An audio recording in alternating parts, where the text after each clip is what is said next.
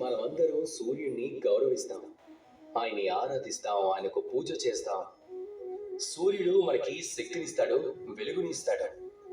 ఒక్కోసారి ఎండ ఎంత పెంచుతాడు అంటే, ఎంత వేడిగా ఉంటుంది అంటే, అప్పుడు మనకి ఏమనిపిస్తుంది అంటే మన శరీరం కాలిపోతుందని. అయినా మనం వ్యతిరేకించాం, మన సూర్యుడిని నిందించలేము. మనం ఎంతో గౌరవంగా దాన్ని అంగీకరిస్తాం.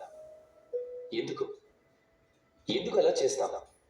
ఎందుకంటే మనకు తెలుసు, సాయంత్రం సూర్యాస్త సమయం అయినప్పుడు అప్పుడు కేవలం చీకటి మాత్రమే మిగులుతుందని. సరిగ్గా మన తల్లిదండ్రులు కూడా ఇలాగే ఉంటారు. వాళ్ళు మనకు జన్మనిస్తారు, మనల్ని పోషిస్తారు, మనల్ని పెంచి పెద్దవాళ్ళని చేస్తారు, మనల్ని ప్రేమిస్తారు. అప్పుడప్పుడు వాళ్ళ నోట్లోంచి కూడా కఠినమైన మాటలు వచ్చేస్తుంటాయి.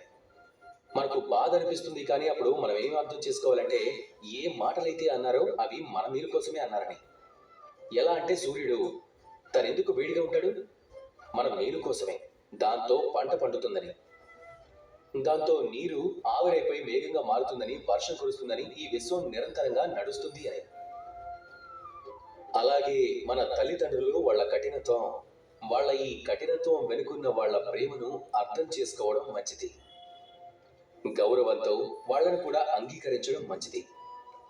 ఎందుకంటే సూర్యాస్తమయ సమయం తర్వాత కేవలం చీకటే మిగిలిపోతుంది. అలాగే మన తల్లిదండ్రులు మనకు దూరంగా వెళ్ళినప్పుడు అప్పుడు మన జీవితాల్లో కూడా కేవలం చీకటే మిగిలిపోతుంది. అందుకే మీ తల్లిదండ్రులను గౌరవించండి, వాళ్లకు ప్రేమను ప్రసాదించండి.